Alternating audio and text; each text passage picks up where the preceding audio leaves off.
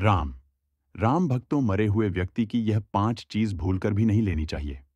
भक्तों, जब भी कोई भी इंसान या मनुष्य मर जाता है, तो सबसे बड़ा दुख उस इंसान को होता है जो व्यक्ति उससे सबसे ज्यादा प्यार करता है। लेकिन सच्चाई तो यह है कि आजकल सच्चा प्यार एक दिखावा सा रह गया है। सच्चा प्यार का दिखावा करके कई ऐसे लोग होते हैं जो कि महिलाओं के शरीर से खेलते हैं। आजकल पति पत्नी में भी एक सच्चा प्यार नहीं दिखता है। आजकल आधुनिक समय आ चुका है जिसमें दोस्तों, जो भी व्यक्ति एक दूसरे से प्यार करता है तो वह सच्चा प्यार ना करके उसकी संपत्ति, जायदाद और उसके जिस्म से करता है। आज भी इस दुनिया में कई ऐसे लोग हैं जो गलत तरीके के प्यार में फंस जाते हैं। जैसे कई पुरुष ऐसे होते हैं, ऐसी महिला से शादी कर लेते हैं जो कि चरित्रहीन महिला की श्रेणी में आती है। ऐसे में उस चरित्रहीन महिला से शादी करने के बाद पुरुष में तनाव की स्थिति पैदा हो जाती है और वह पुरुष घुट घुट कर जीने लगता है। क्योंकि जो चरित्रहीन महिला होती है, इसका एक मर्द ना होकर कई ऐसे मर्द होते हैं जिसके साथ वह संबंध बनाती रहती है। और इसी कारण से जो पति होता है, उसकी मानसिक स्थिति बहुत बिगड़ जाती है। जब अपनी पत्नी को कई मर्दों के साथ संबंध बनाते हुए देखता है और अंत में जो पुरुष होता है वह व्यक्ति मर सकता है।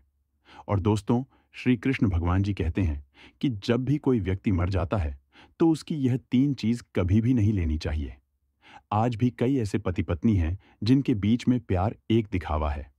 सच्चाई तो और कुछ ही है। आज भी ऐसी कई महिलाएं और ऐसे कई पुरुष हैं जिनकी शादी हो जाने के बाद भी पराई स्त्रियों के साथ संबंध बनाते हैं। और ऐसी कई महिलाएं हैं आज भी जिनकी शादी हो जाने के बाद भी पराये मर्द के साथ संबंध बनाती है, जिसके कारण से दोनों के बीच में लड़ाई झगड़े होते हैं और अंत में वह व्यक्ति एक दूसरे से अलग हो जाते हैं। और इस तरह से तनाव की स्थिति बढ़ती जाती है और अंत में दुख सहन न होने के कारण व्यक्ति मृत्यु का रास्ता पकड़ लेता है। और जब भी कोई व्यक्ति मर जाता है तो भगवान श्री कृष्ण जी कहते हैं कि उसे व्यक्ति की कभी भी भूलकर भी यह 3 चीज नहीं लेनी चाहिए। अगर मरे हुए व्यक्ति की यह 3 चीज आप ले लेते हो तो समझो यहां आप बहुत बुरा काम किए हो दोस्तों। मरे हुए व्यक्ति की कौन कौन सी ऐसी 3 चीज जिन्हें नहीं लेनी चाहिए? इसे बताने से पहले सबसे पहले हम आपको थोड़ा बहुत चरित्रहीन महिला के बारे में बता देते हैं, ताकि आप भी मृत्यु के रास्ते में ना जाएं। कोई भी मनुष्य वीडियो को छोड़ने की भूल बिल्कुल भी ना करें, वरना चरित्रहीन महिला के चक्कर में फंस जाओगे। स्त्री जिसका भेद कोई जान ना सके, और स्त्री का भेद कोई भी पुरुष नहीं समझ पाता है। स्त्रियों के कई रूप होते हैं जिनमें अक्सर हम फंस जाते हैं। दोस्तों, आचार्य चाणक्य जी ने भी चरित्रहीन महिलाओं के बारे में बहुत कुछ बताया है। अगर आपने चाणक्य आचार्य जी के द्वारा चरित्रहीन महिलाओं के बारे में जान लिया तो आप चरित्रहीन महिलाओं के झांसे में नहीं होंगे। कई बार पुरुष चाणक्य की इन बातों को ध्यान में नहीं रखता है और चरित्रहीन महिलाओं के चक्कर में फंस जाता है, और जिसके कारण से वह व्यक्ति पूरी लाइफ जिंदगी बेकार कर लेता है चरित्रहीन महिलाओं के चक्कर में। दोस्तों, चाणक्य नीति कहती है कि महिलाओं को समझना मुश्किल है। इसलिए कहा गया है कि संसार में नारी को कोई न जाने रे, चरित्र तो देवो न जाने। चाणक्य नीति के अनुसार स्त्री को कोई नहीं समझ सकता। भारत में महिलाओं को देवी के रूप में उच्च दर्जा दिया गया है, लेकिन इस देवी के साथ अक्सर समाज द्वारा दुर्व्यवहार किया जाता है। चरित्रहीन महिलाओं के लक्षण और पहचान। चरित्रहीन महिलाओं की कैसे पहचानें? चरित्रहीन महिला की पहचान। चरित्रहीन किसे कहा जाता है? चरित्रहीन स्त्री के लक्षण हम सभी नहीं जानते हैं। कुछ ऐसे लोग हैं जो चरित्रहीन स्त्री की पहचान बहुत अच्छी तरह से कर लेते हैं। चरित्रहीन महिलाओं की पहचान करना उतना आसान नहीं है, पर उतना मुश्किल भी नहीं है। दोस्तों, हम चरित्रहीन स्त्री को उसके स्वभाव से पहचान सकते हैं। कई बार पुरुष महिलाओं की बाहरी शरीर को देखकर उसके स्वभाव को पता लगाने की कोशिश करता है। दोस्तों, यह जरूरी नहीं है कि हम महिलाओं को बाहरी शरीर के आधार पर ही चरित्र इनकी पहचान कर सकते हैं। यह कोई बात जरूरी नहीं है कि ऐसा हो। चरित्रहीन महिलाओं को पहचानना काफी ज्यादा आसान होती है, क्योंकि महिलाओं के कई ऐसे रूप होते हैं जिन्हें आपको दिखाई नहीं देते हैं। पुरुषों को हमेशा चरित्रहीन महिलाओं से बचकर ही रहना चाहिए, क्योंकि चरित्रहीन महिला की रात हर रोज एक नए पुरुष के साथ होती है। स्त्री का स्वभाव व चाल चलन हमें उसके चरित्र के बारे में काफी कुछ जानकारी दे देते हैं। ऐसी महिलाएं किसी की इज्जत नहीं करती और ज्यादा अपशब्द का उपयोग करती हैं। हिंदू धर्म में महिलाओं को देवी का दर्जा दिया जाता है। ईश्वर ने महिलाओं की रचना बहुत ही खूबसूरत बनाई है, लेकिन जिस तरह हाथ की पांचों उंगलियां बराबर नहीं होती, ठीक उसी प्रकार सभी स्त्रियों का व्यवहार तथा आचरण या आदत एक जैसा नहीं हो सकता है। वे पुरुष जिन्हें एक अच्छी पत्नी मिलती है, वे बहुत ही सौभाग्यशाली होते हैं, लेकिन दुर्भाग्यवश जिन्हें चरित्रहीन स्त्री मिल जाती है, उनका तो फिर ईश्वर ही मालिक है। चरित्रहीन महिलाओं को अपने घर बार से कोई लेन देन नहीं होता है। ऐसी स्त्रियां अपने पति के अलावा भी दूसरे मर्दों से संबंध बनाने में नहीं हिचकती हैं और अपने पति के अलावा भी दूसरे मर्दों के साथ ज्यादा समय बिताती रहती है। वीडियो में आगे बढ़ने से पहले बजरंगबली जी, जो भी भक्त इस वीडियो को देख रहा है, उसके घर में सुख समृद्धि आए, उसके घर में कोई भी परेशानी नहीं आए और पूरा परिवार सुख शांति से अपना जीवन यापन करे। दोस्तों, अगर तुम में से कोई जय जय बजरंगबली जी को मानता है, तो ते अगर सच में ही भक्त हैं, आप इस वीडियो को लाइक कर नीचे कमेंट बॉक्स में एक बार जय जय बजरंगबली लिख देना। जो भी भक्त कमेंट बॉक्स में जय जय बजरंगबली लिखता है, तो उसके मन में जो भी मनोकामना है वह पूरी कर देना। दोस्तों, गरुड़ पुराण में भगवान श्री कृष्ण ने गरुड़ जी को मृत व्यक्ति की ऐसी चीजों के बारे में बताया है जिनका इस्तेमाल किसी भी जीवित व्यक्ति को नहीं करना चाहिए। भगवान श्री कृष्ण कहते हैं कि प्रकृति का यह नियम है कि जिसका भी जन्म हुआ है उसकी मृत्यु भी निश्चित ही है। मृत्यु ऐसा सत्य है जिसे कोई भी नकार नहीं सकता है। मृत्यु निकट आने पर मनुष्य को अपने शरीर का त्याग अवश्य ही करना पड़ता है और शरीर के साथ वह व्यक्ति सभी भौतिक वस्तुओं का भी त्याग कर देता है। अर्थात मनुष्य मृत्यु के पश्चात इस मृत्यु लोक की कोई भी वस्तु अपने साथ लेकर नहीं जा सकता है। उसके साथ केवल उसके पाप और पुण्य ही जाते हैं। यदि किसी मनुष्य ने अपने जीवन काल में पाप से अधिक पुण्य किए हैं, तो उसे मृत्यु के समय कोई कष्ट नहीं होता है और उसके प्राण सहज गति से निकलते हैं। लेकिन जिस व्यक्ति ने जीवन भर पाप किए हो, उसकी मृत्यु बहुत दर्दनाक होती है। उसे मृत्यु के समय बहुत पीड़ा सहन करनी पड़ती है।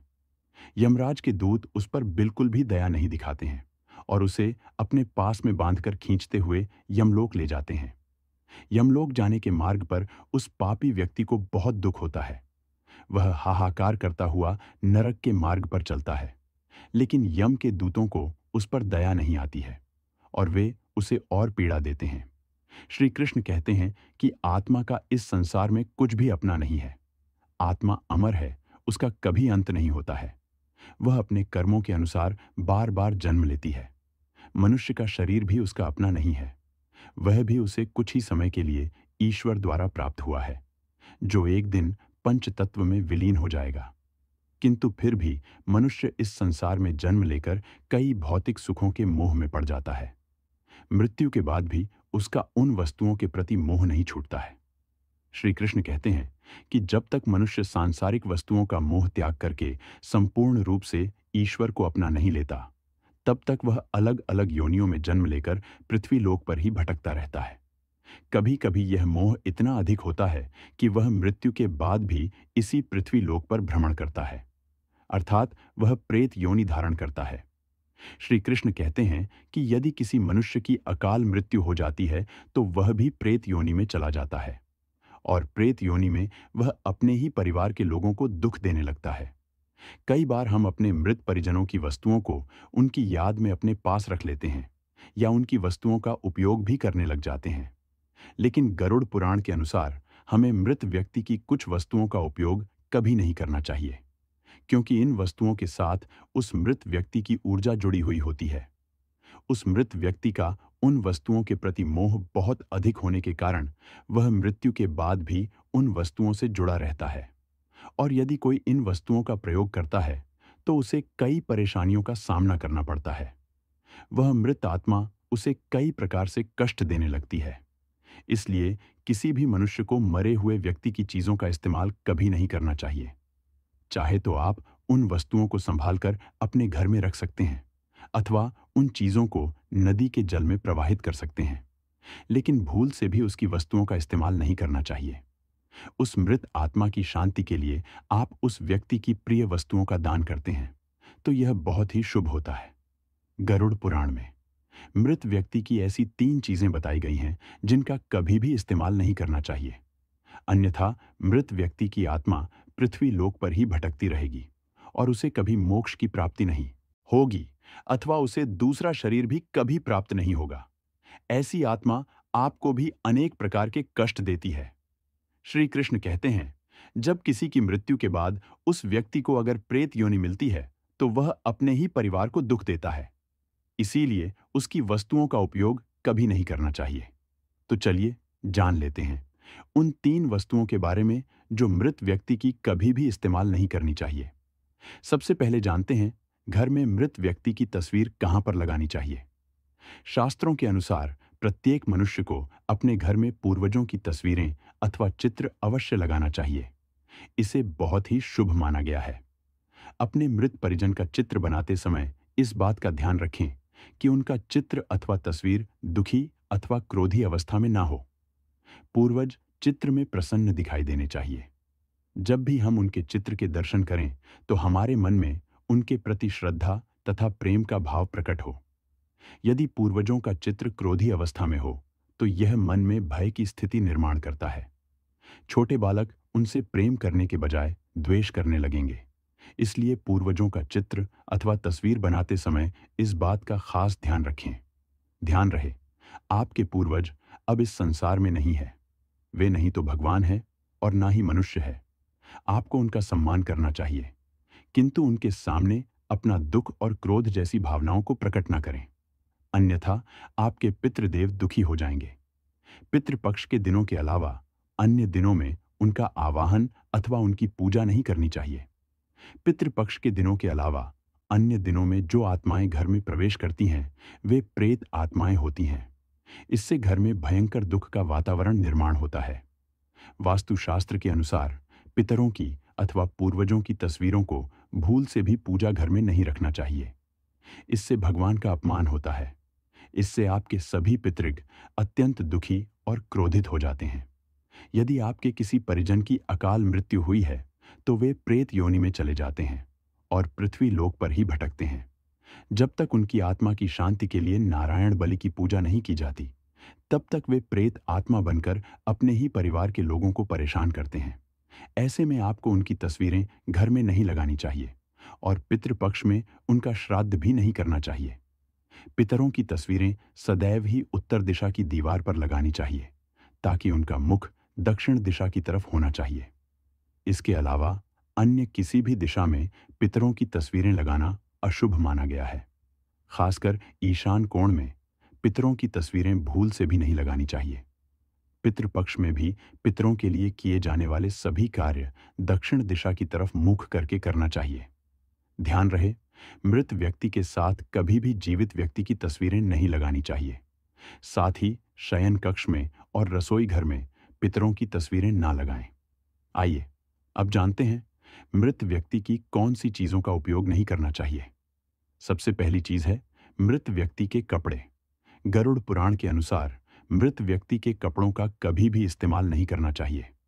उन्हें भूलकर भी पहनना नहीं चाहिए।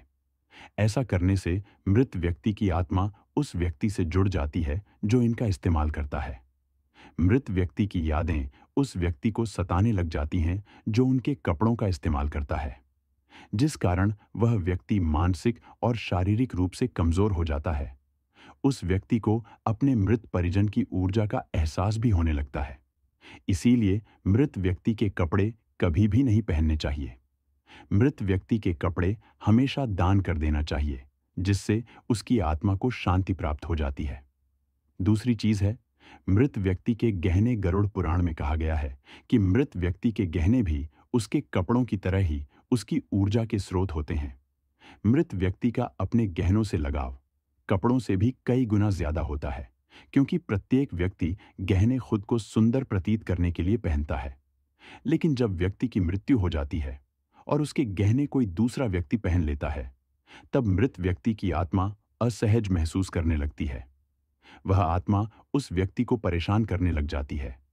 तमाम मोक्ष की राह पर ना जाकर इसी मृत्युलोक में अपने ही परिजनों को ही परेशान करने लग जाती है। इसलिए मृत व्यक्ति के गहनों का कभी भी इस्तेमाल नहीं करना चाहिए। व्यक्ति की मृत्यु के बाद उसके गहनों को गलाकर अन्य आभूषण करवा लेना चाहिए, अन्यथा उन्हें मंदिर में दान कर देना चाहिए। तीसरी चीज है मृत व्यक्ति की घड़ी। कपड़ों और गहनों की तरह घड़ी भी एक मृत व्यक्ति की प्रमुख ऊर्जा स्रोत होती है।